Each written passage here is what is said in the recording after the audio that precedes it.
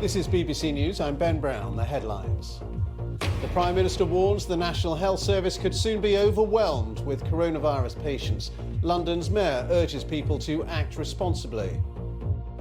Unless people stay at home, unless people stop using public transport unless it's essential, unless people stop interacting with each other, more people will die. Boris Johnson urges people to make the heroic and collective national effort to slow the spread of the virus.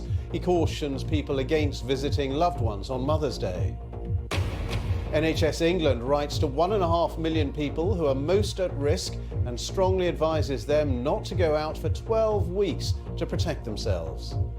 More than 1 billion people in India are now under a 14-hour-long curfew to try to limit the epidemic. In Europe, Italy edges closer to complete shutdown. Spain is racing to create more space in hospitals to treat the sick after the number of deaths rises by a third. And in America, 1 in 5 people are ordered to stay at home as state authorities struggle to control the pandemic.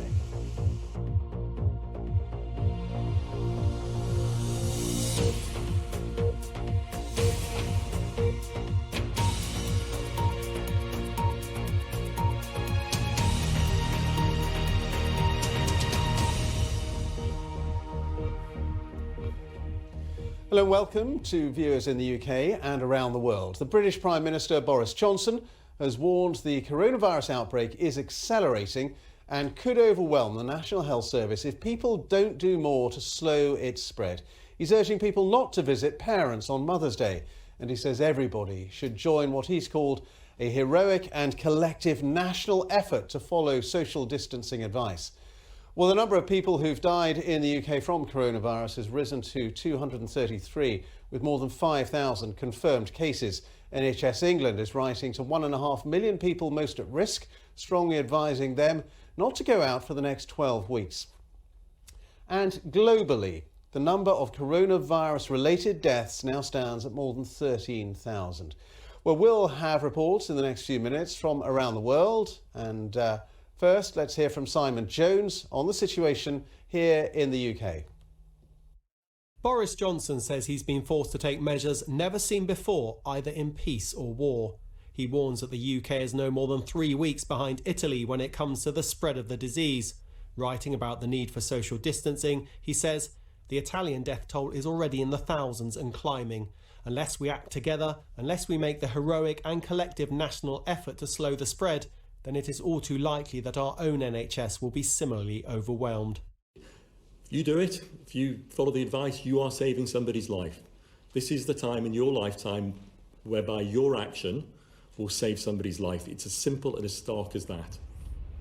To try to convince people to stay at home, bars and restaurants have been closed. On a typical Mothering Sunday, places like these would have expected to be full of people, but now some have been boarded up.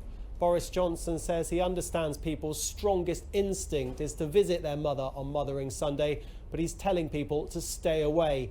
He says statistics show that if your mother is elderly or vulnerable, she's much more likely to die from coronavirus.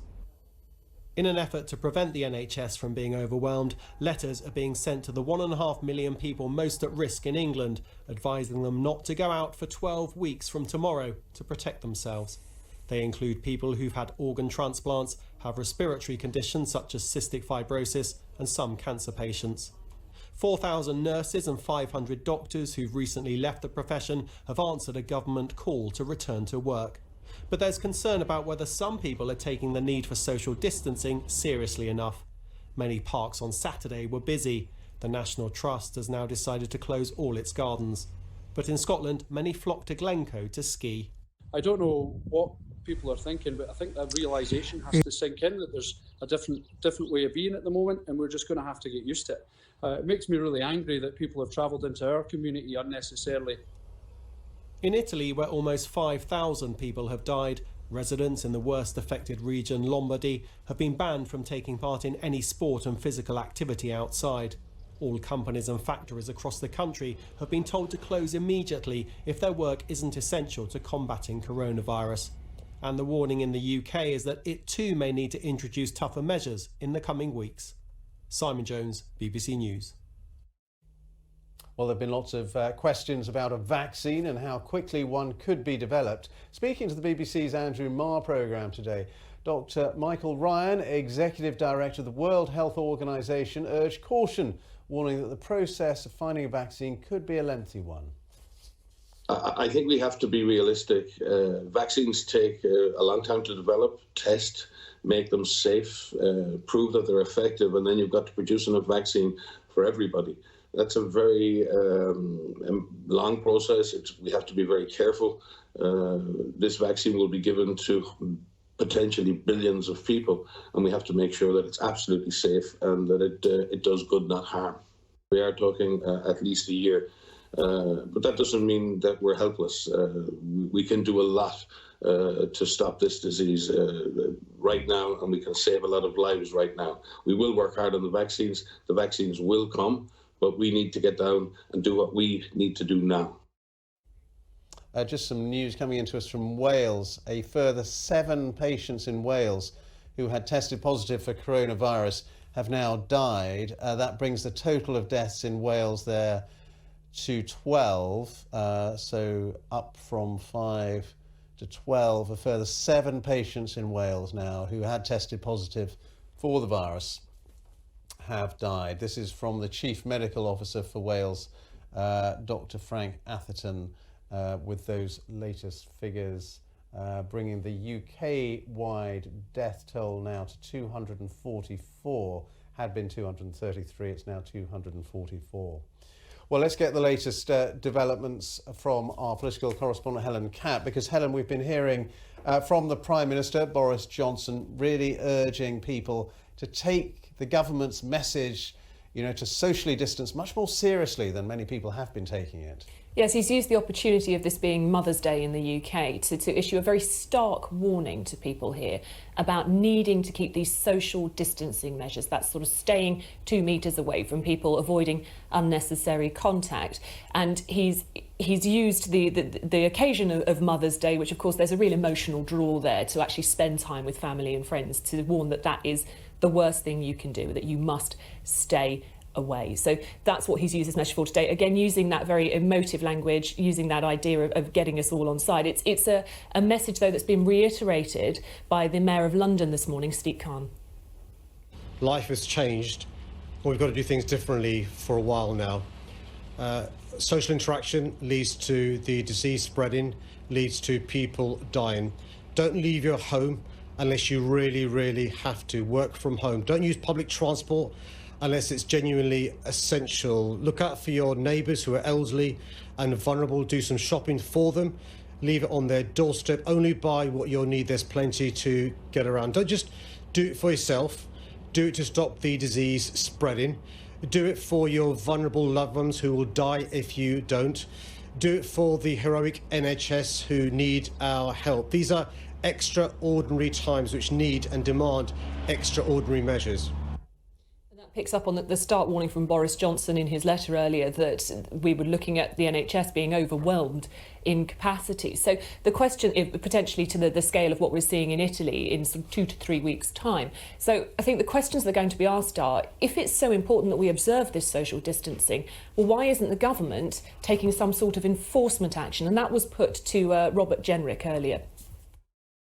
Today we're taking a further very significant step. The Chief Medical Officer has identified a group of individuals across the country for specific medical reasons, underlying health conditions, are particularly at risk of coronavirus. And we're writing to these people, that's around 1.5 million people in England, and we're asking them as soon as practicable to stay at home and to do so for a prolonged period, perhaps as long as 12 weeks. So that's the Community Secretary, Robert Jenrick, there explaining why they don't want to bring in these enforcement measures. But he did reference what's going to happen for 1.5 million people in England this week, which is that the NHS will write to them and they will be asked to stay at home for at least 12 weeks. And that does mean at home. That means just your house and garden, not going out, not doing your shopping, getting your friends and family, getting social networks to look after you and bring things to you. And that is to protect the most vulnerable. So people who've got very particular medical conditions, which mean the NHS think they would be most likely highest risk of developing a serious illness from coronavirus.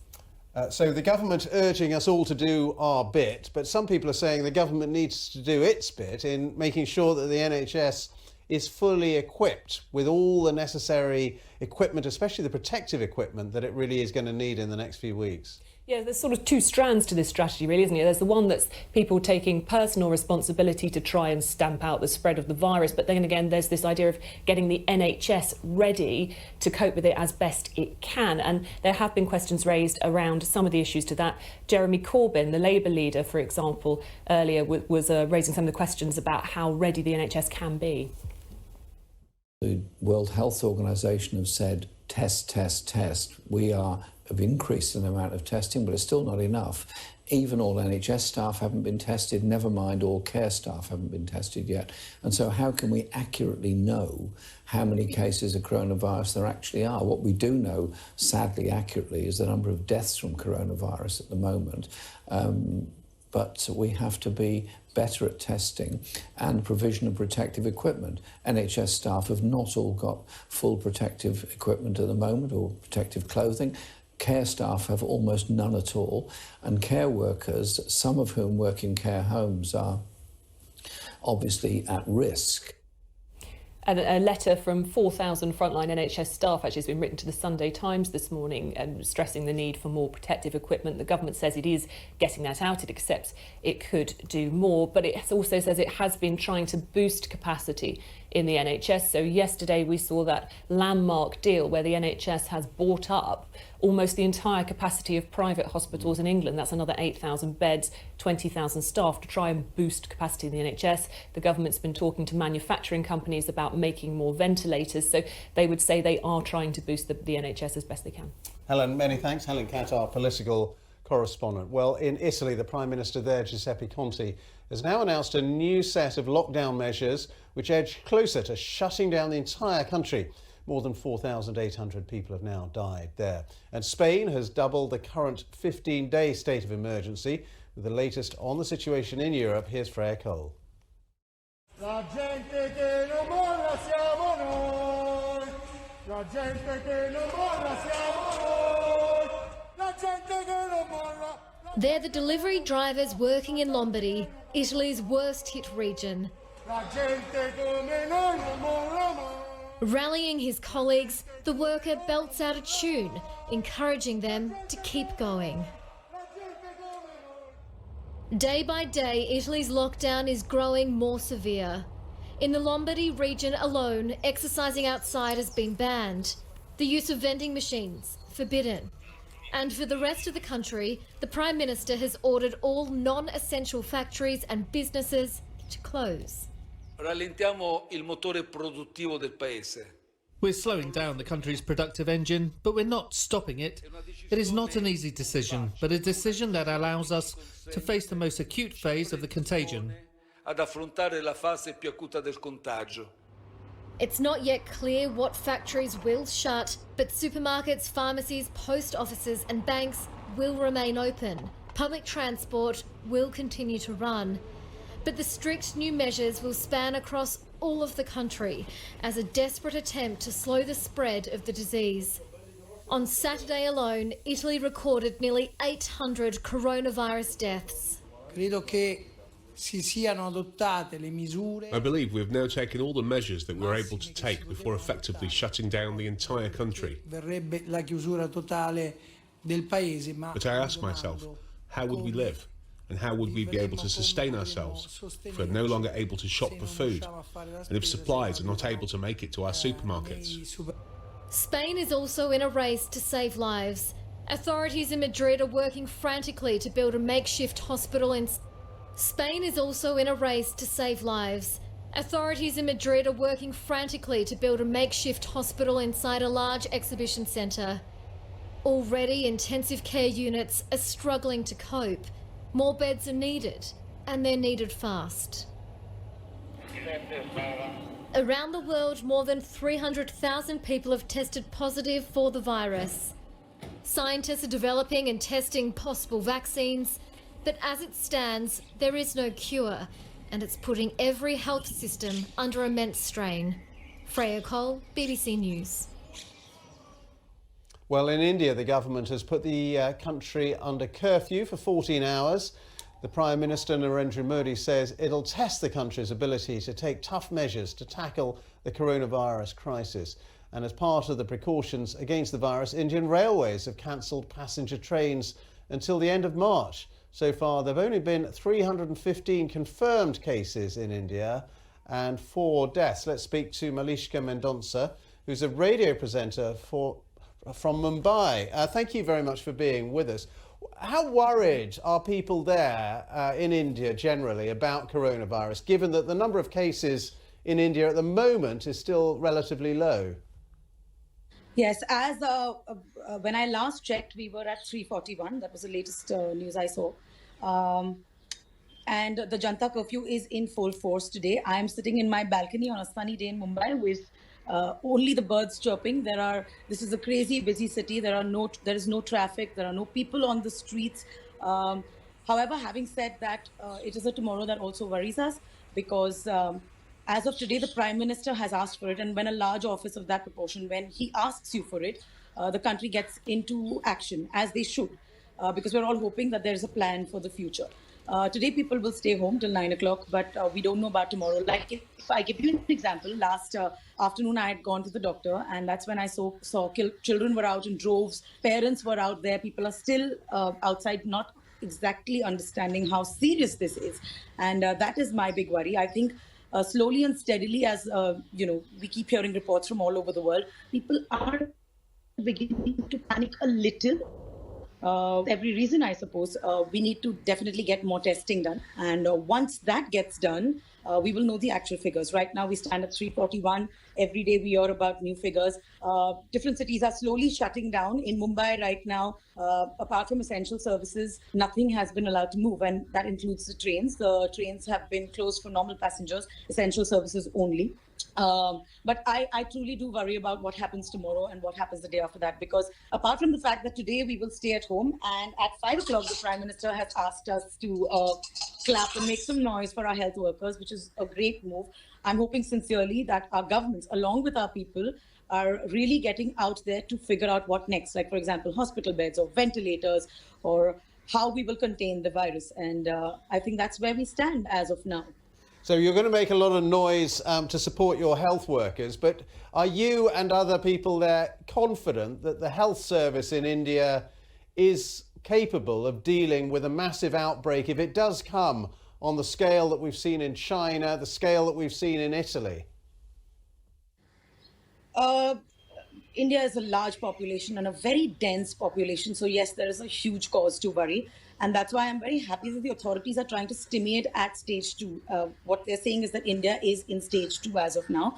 And we won't really be able to handle a stage 3 if we get there. And that is why the staying at home, the washing of hands, the not touching of face, all of that is really, really important. But privates, a lot of people have come forward saying we will help with ventilators, we will help with masks. There are other measures being taken, for example, hand sanitizers, right? When there was an opportunity, they started to sell hand sanitizers at a really large rate. So the government had to come in and say, we're capping the price at which you can sell sanitizers, or the prices at which you sell masks. But beyond that, we're not very certain how this will go. And we're hoping that the government, even right now, as we're doing what they say we should do, which is stay at home, is figuring out ways to keep this virus under control. Right now, we have very few hospitals that can take in patients. Right now, private testing, is still a conjecture whether it will happen. It should happen. Once that begins to happen, and once we see if the number of tests or the number of patients or the number of cases of this virus, if we're right about it, I guess we can take it forward from there. But as of now, we're all really praying that we can contain this at stage 2. Malishka, so good of you to talk to us. Thank you very much indeed. Malishka Mendonca there, a radio presenter in Mumbai. Well, elderly people are among the most at risk, of course, from coronavirus, as we know, and they have been advised to isolate themselves for the next 3 months. But that does make it difficult for them to carry out vital, everyday tasks like shopping. And we're going to talk now to Steve McGurk, who runs a taxi firm in Kent called Place to Place Cars. His company has volunteered to go to the supermarkets and do the shopping for the elderly. Steve, thanks very much for being with us. Just tell us how the scheme works. Good morning. Effectively, we're just asking. We've got a large population of older people where we are, particularly the Royal British Legion Village, and we do a lot of work for them on normal terms. And they expressed to us the concerns they had about going to shops, etc. So it just sort of made sense for us to try and do a little bit for them in return. But that's a pretty full-time job, isn't it? Are you still actually keeping the business going at the same time? Well, to be honest with you, the business itself has gone very, very quiet. We do a lot of corporate work, airport work, etc. So where that's gone quiet, we can actually now use the time to keep the drivers occupied and help the local people at the same time. So it's a win-win, effectively. Yeah. And are you able, when you go to the stores for people, are you able to find supplies for them? Because that's been obviously the difficulty in many parts of the country. We have been, but I think that's going to become an issue soon. But apparently the supermarkets are starting to work with local communities now. So I think we'll be able to get some form of a pass where we can go in. We're restricting the shop, so we're only doing a £20 maximum shop because obviously we don't want to be going out and taking all the stuff that people need. But we found that the elderly people only really order very, very basic, simple stuff anyway, which is perfect now. And how long are you going to keep this going for? As long as it's needed? Yeah, absolutely, yeah.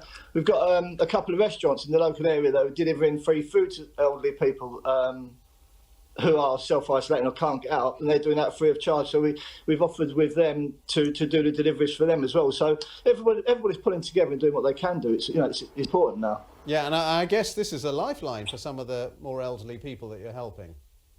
Yeah, I mean, as I say, in normal times, a lot of the work is going to and from the doctors and to the shops, etc. So, those people, we can't really have contact with them, obviously. We do the shop and drop and go quickly, but for them, otherwise, they have no, and a lot have got no relatives, no families at all either. So we're just trying to do a little bit in return. Well, you're doing a great job. Steve McGurk from Place to Place Cars there. Thank you very much and keep it up. Thank you. Cheers. Bye-bye. Well, in France, the rules are that everybody should stay indoors unless they are shopping for food. In rural areas, the traditional Sunday market is a bit of a grey area, though, as Hugh Schofield now reports from just outside Paris.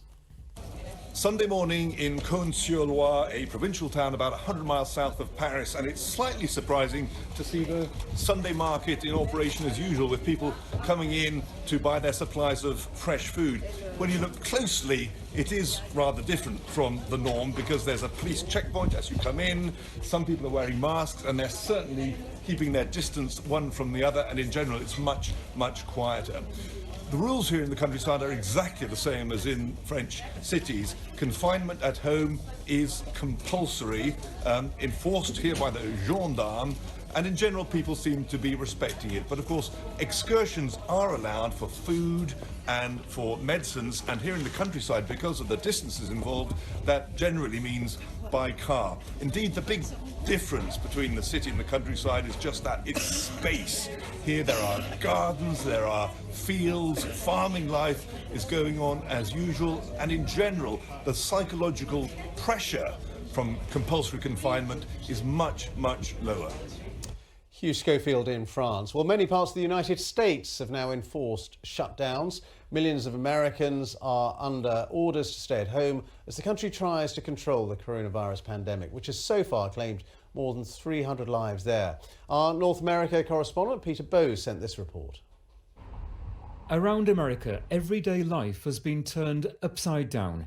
Coronavirus is in every state, from California to Connecticut, New York to Illinois. People have been told to stay at home. The northern and southern borders are being closed to non-essential traffic, with both Canada and Mexico cooperating with the Trump administration to limit the spread of the virus.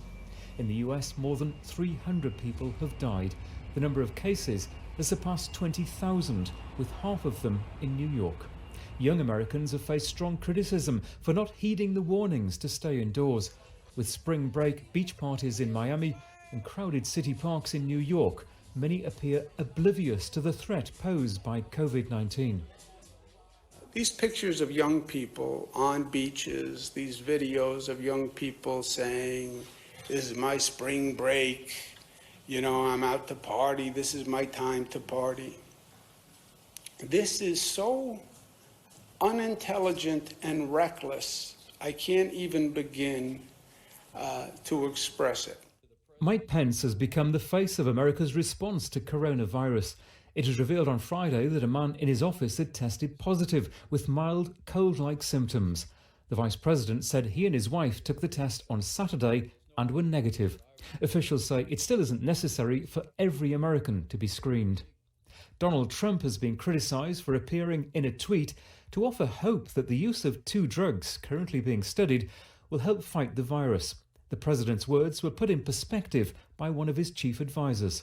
I'm not totally sure what the president was referring to, but I believe he's referring to a report that used both hydroxychloroquine and azithromycin together to have some possibility of being in effect. Many of the things that you hear out there are what I had called anecdotal reports. In Washington, senators and the White House are continuing to negotiate a $1 trillion emergency stimulus package to help ease the burden on working Americans, many of whom have lost their jobs because of the virus. New Jersey is the latest state to order non-essential businesses to close and its residents to limit their public interactions. In California, people have been queuing to buy food as the state's 40 million residents get used to a new way of life. As more and more US states order people to stay at home, this is becoming a familiar scene, a deserted shopping mall on what should be